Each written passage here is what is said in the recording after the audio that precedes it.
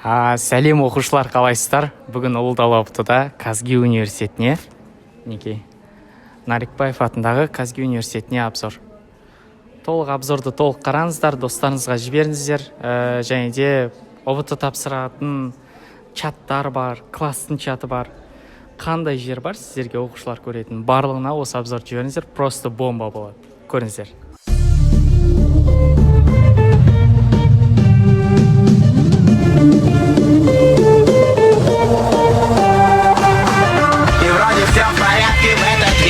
И на неделю план уже намечен. Над головою пули не летают, а я по мелочам переживаю.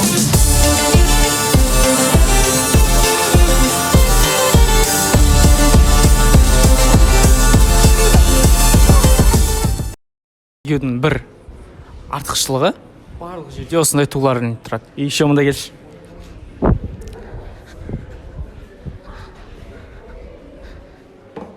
Еуропа көшелеріндегідей мына жерде фонтанчик бар екен.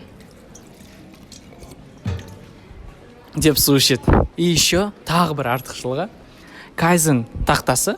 Бұл жерде әр студент өзінің универге не жасағысы келеді, осы жерге ілесін. Басшылық қарайды и көбінесе 90% одобрять етеді. Яғни сенің ұсынған ұсынысыңды қабылдайды да, и соны жасауға көмектеседі. Бұл деген керемет емес пе, да? Типа сен айтсам болады, давайте футболдан жарыс ұйымдастырайық, осылай команда бөлейік деп. И олар давай ұйымдастырайық, жасайық дейді. Сосын мына жерде кофейня бар. Health Project. Астаналықтар білет бұл проектіні. 2015-ден бастап бар. Мына жерде отыратын орындары, в принципе, маған ұнады. Өте әдемі жасалған. Кофелер қалай? Кофелер тәтті. Бір кофенің бағасы. Осы орташа кофе 750 теңге. Осылай. Анау сары тұрған студенттерге арналған общага дейді, ал мынау оқытушыларға арналған жатақхана десек қате болады. Үй. Және де сотрудниктерде тұрады екен. Егер корпоративный культура жағынан қарайтын болсақ, өте жақсы ұйымдастырылған, именно сотрудниктерге арнап. Ана жерде общага күшті. Сырта әдемі екен. Еще бұл жерде сынч деген бар. Біржан Ашымнан мына жерге фотосын қойып керек. Сол кісі амбассадор осы жерде. Астанада тағы бір точкасы бар. Сексинч. Я сексинчтің амбассадор. Сексинчтің амбассадоры. И осы неде орналасқан, Казгиде орналасқан. Қызық. Бұл жерде столовый. Қараңыздар, прям стандартный. Орын саны көп. И средний чек 1000 теңгенің айналасында болады екен. Например, плов 600 теңге, суп 200 теңге, нан тегін шығар, да? Нандағы ақша екен, десен, да, не айтам. Жақсы бір 5 теңге шығар максимум. Қазір бізді криминальный областьқа апарамыз дейді, көрейік. Казгю жалпы заң факультеті, заңды оқытатын универ болып танылған. Бұл жерде қазір сұрап аламыз, қандай мамандықтар тізімі бар, қандай факультеттер бар. Және де оларға грант саны қанша, и қандай артықшылықтары бар деген. Біз жай тек барлық әдемілігін көрсету үшін емес, конкретно не бар екен, қандай мамандыққа оқитын, осыны көрсету үшін келді. Так что до конца қараңыздар. Бұл open room деп аталады екен, бұл жер. Мінекей, бұл жерге алдын ала, егер отырып сабақ оқып өз жұмысын жасағыңыз келсе, ана жерде компьютер бар екен. Сол компьютерге барып, заранее мен типа осы уақытта отырам, осылай деген сияқты толтырасыз и аласыз да отыра бересіз. И мына жерге гардероб па, мынау студенттерге арналған? Мынау гардероб па студенттерге арналған? Нет, у нас... Давай посмотрите, что честно создала. Бұл жерде, уважаемые студенты, за составление ценные вещи и деньги администрация библиотеки не несет.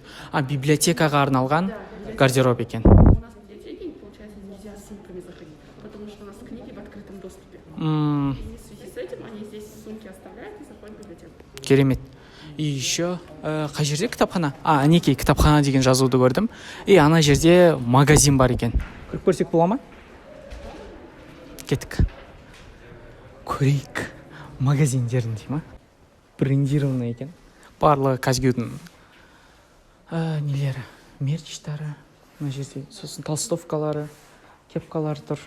Ну, в принципе жақсы. И еще ең күштісі, бір затыңды ұмытып кетсең, бір зат керек болса астыға келесің да, осы жерден сатып алып өзінің аудиторияна кіре берсем болады. Осы жер еще телефон чехолда тұр екен. Не деген кәдімгідей маркетплейс жасап қойған ғой, просто офлайн форматта. Керемет. Мына жерде жаңағы айтқан зарядка айттым ғой, әр бұрышта бар. Универде 8 точкада, яғни 8 штук бар екен деп. Соның екіншісі осы жерден көрдік. Тоже керемет. Қойып кетесің, ана жерде отырасың, күтесің. Мынау басыла ма? Әлде ашыла ма? Соткым симайды екен. 8-ға... Powerbank. Бұл тегін екен. Мынау 299 теңге екен, яғни 300 теңге, 600 теңге бір күнге. Енді бір күн бойы ешкім соткасын зарядкалеп отырмайтын шығар. 300 теңге, значит.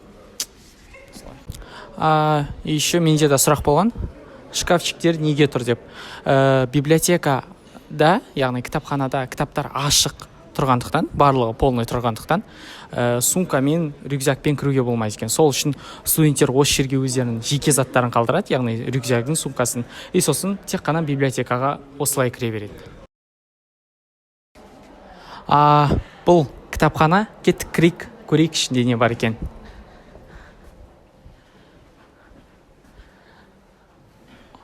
Бұл жер электронды зал екен. Асия ханым солай таныстырды. Ол жерде не істей алады студенттер? Студенттер келіп компьютермен қолдана алады. Интернет бар. Және бізде библиотеканың өзінің жеке парақшасы бар, сайт. Олар сол жақтан кіріп, қандай литература бар, қанша кітап қалды. Наличие бар ма, жоқ па?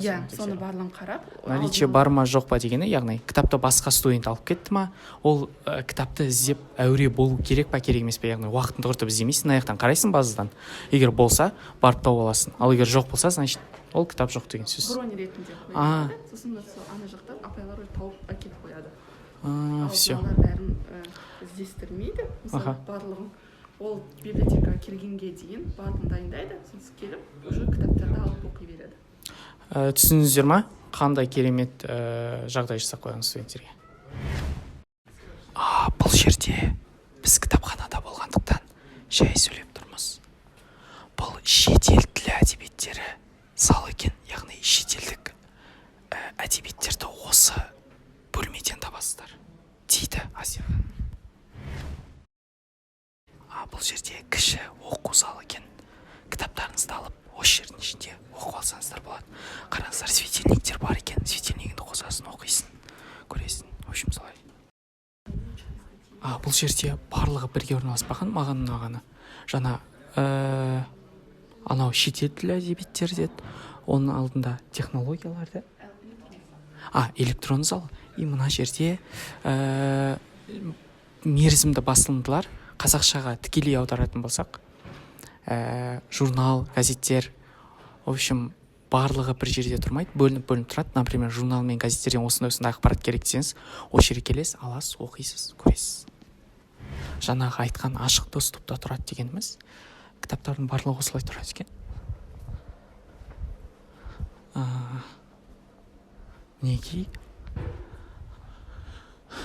Көресіз, қарайсыз, аласыз, отырасыз жерге кітап оқуға болады.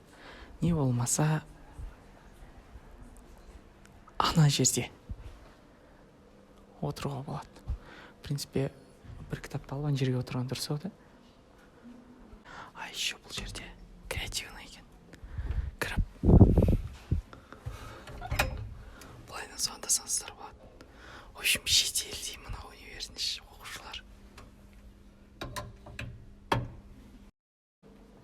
Бұл жерде кітап оқуға да оңайлы.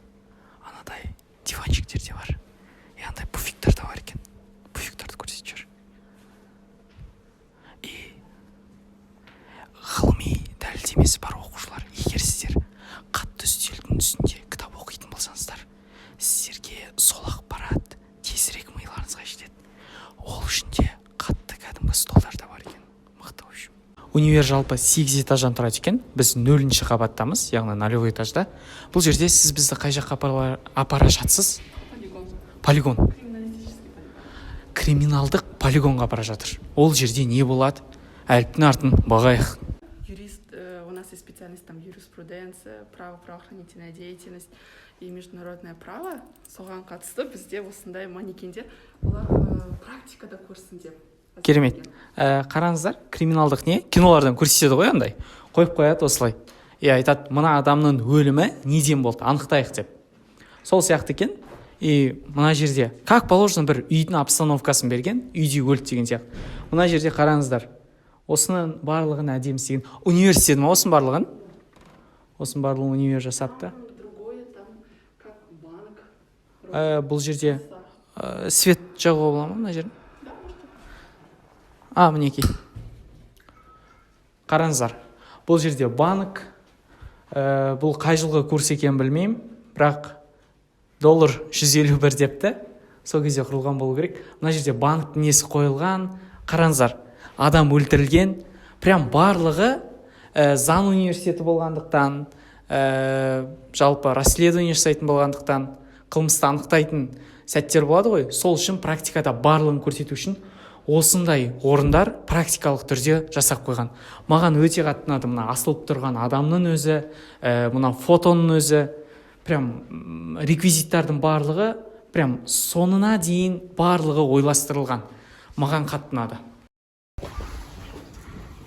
Ал бұл көшеде орналасқан қылмыс, типа сен орманда келе жатыр, бір адам осылай жатыр. Қасында пышақ тұр, қолында иті босап кеткен. Мына жерде бас киімі, шөлмегі, урнасы, талы. Ең қызығы мына жердегі топырақ, шын топырақ. И свет. Мына свет қосылады, скорее всего, өйткені ішіне қосып қойған мынадай. Әдемі шынайылықты бере алады, және де бала өзін реально осы мамандықтың андай айтады ғой, қолмен ұстап көре алады. Осындай жақсы бір жағдай жасапты. Айта беріп не керек, тағы бір көрсетіп шығайық. Тоже кухня орналастырылған. Өте әдемі, өте жақсы қойылған.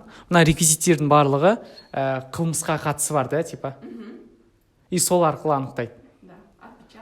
Отпечатка. Саусақ іздерінде қарайды. Қараңыздаршы.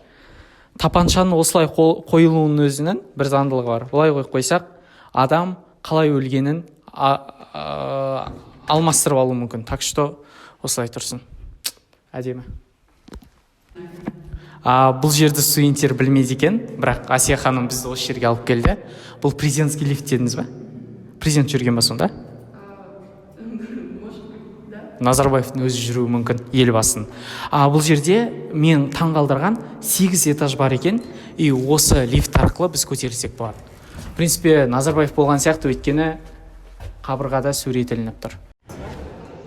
Бұл атриум деп аталады екен. Бұл жерде студенттер өздері отырып, өз жұмыстарын, сабақтарын орындаса болады.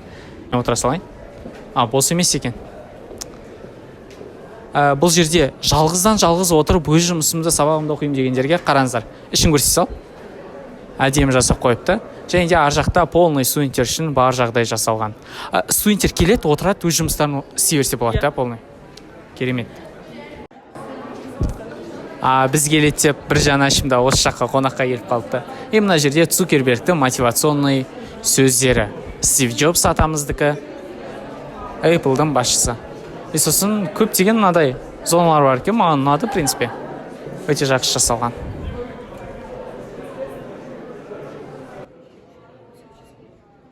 Күшті. Біз сөйлесек қабатпен сөйлейтін болдық. Біз 4-ші этаждамыз, 4-ші қабатта. Бұл жерде студентке арналған осындай бірінші курс студенттеріне шкафчик беріледі екен. Өзінің заттарыңды осы жаққа салып кетсем болады. Универге келгенде осыны ашасында не істейсің. Мына не жабыстырсаң да өзің білесің. Өйткені бұл сенің шкафың, сен не істесең де өз құқығын деген заңдылық бар екен. Жаңа айттық қой, өз ойыңмен бөліс кайдзен тақтасы деп.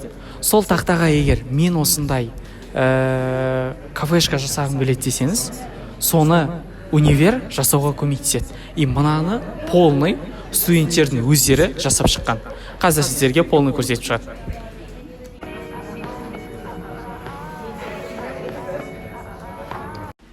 Бұл радио Казгю деп аталады екен. Қандай да бір жаңалық болса, мәлімдеме болса студенттерге осы арқылы айтады и барлығы естиді. Керемет емес пе? Жаңағы біз коворкинг нені көрсеттік қой, сол жақтың барлығында осы дауыстар шығатын болады. Өте жақсы жасап қойған. Айтпақшы, сіздер Казгюда оқысаңыздар, мектептегідей дене шынықтыру пәнін өткізбейсіздер. Өйткені сіздерге қазір түсіндірем. Фитнес-центр деген не бар? Мына жерден регистрация жасайсыздар, сәлеметсіздер ме? И осы жерден регистрация жасап 15 рет бір семестрда келсеңіздер, сіздерге зачет қойылады. Ал сіздер 15 рет қай жерде жаттығасыздар, қазір оны көрсем кеттік. Раздевалкасы, мынау женский раздевалкасы. Бір-біріне қарама-қарсы орналасқан.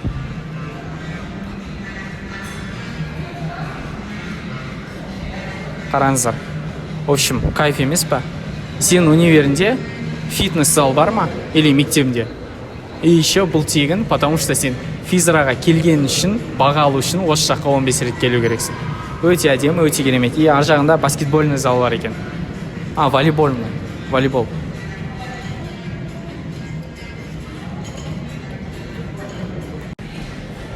Спорт залды бір түсіріп алайық, көрейік. Спорт залда не бар екен, кім бар екен, волейболды қалай ойнайтындарын. Волейболда ойнауға болады, футболда ойнауға болады. И ана жерде теннис ойнап жатыр, қараңыздар. Теннис ойнауға болады екен. Әдемі, керемет. Коридор екен. Өздеріңіз жүріп бара жатырып, осындайға тап боласыздар. Және де осы жерде осылай отырып, өздеріңіз отырсаңыздар болады. Әдемі, кешіріңіз. Жерде артықшылығы 5-ші этаж, 5-ші қабат. Бұл жерде тек қана оқытушылар мен мұғалімдер ғана отырады. Өте әдемі істеген, тоже коворкинг сияқты дизайны, жалпы лофт болып саналады түсті. Астын білмедім. Атак маған ұнады. Көзге қоным дизайн. Және де ең бір өзекті тақырыпқа келдік. Казгю университетінде қандай мамандықтар бар, және де оларға жыл сайын қанша гранттар бөлінеді? Айтып өтсеңіз. Жыл сайын жалпы гранттар саны бізде өседі. Себебі студенттердің саны жыл сайын бізде өсіп жатыр. Жалпы бізде 4 жоғарғы мектеп бар, және де сол 3-і ол бізге бакалавриатқа арналған. Ең жоғарғысы высшая школа права деп айтамыз, юриспруденция, құқық және құқықтану, одан басқа Ұстап сөйлесеңіз болады осыған. Құқық және құқық қорғау, содан басқа халықаралық құқық. Сосын кейін бізде высшая школа экономики деп айтамыз. О жақта экономика, финансы, менеджмент ішіне де бөлінеді, логистика, HR деп. Оның кейін өздерінің мамандықтарын таңдаса болады, оқып жүріп. Одан басқа бізде халықаралық қатынастар және де IT в бизнесе бар. IT бизнес? Иә. Яғни физика, математика таңдайды? Жоқ, олар геомат таңдайды. Иә, себебі бізде IT в бизнесе ол компьютерді құрастырып, компьютерді қайта жинау емес, ол жалпы программирование, дизайнер сондайға бағытталған.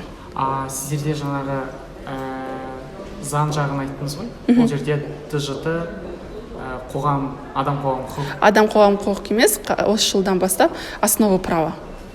Основы права. Ол қайсы? Ол сол неге құқықтануға право және правоохранительная деятельность көрсететін болса, соны тапсырады. Соны тапсырады. Ал жалпы балдардың таңдау пәндері қандай болу керек? Сіздерге геомат болу керек? Сосын ағылшын тілі. Иә. Сосын дүниежүзі тарихы. Адам қоғам. Иә. Осы 3 таңдау пәні бар оқушылар, не болмаса осындай достарыңыз болса, осы универдің абзалын жіберсеңіздер болады.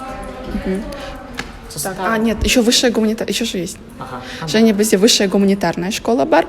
О жақта бізде аударма ісі, прикладная лингвистика, қазақ тілі және ағылшын тілі және лингвистика, туризм, гостеприимство, психология деген мамандықтар. Яғни география ағылшында таңдаса болады. География, биология таңдауға бола ма сіздерде? Болмайды. География ағылшын таңдап, педагогика, гуманитария жағына барсаңыздар болады екен. Қазақстан Республикасының тұңғыш президент атындағы конференция холлы екен. Қараңыздар, қандай үлкен, қандай әдемі. Жарық қоссақ болады ма? Қараңыздар, жүк. керемет. Мына жерде тұрып, мен бай сайлау Ұлы Дала ұбт оқушыларының барлығы 2022 жылы міндетті түрде Алла бұйыртса грантқа түсетін болады деп ант етемін десең да. Әрине оқысаңыздар, осындай универде оқу плюс грантта оқу бақыты барлықтарыңызға бұйырсын. Егер обзор ұнаса, достарыңызбен бөлісіңіздер, комментке жазыңыздар, келесі универлерге обзор жасағанда қандай сұрақтарды қояйық, қандай жерлерді көрсетейік деген сияқты. Сіздермен бірге болған Ұлы Дала ұбт, Бай сайлау және Асия ханым, сізге ерекше үлкен рахмет. Универді толық таныстырғаныңызға. Келесі кездескенше аман сау болыңыздар.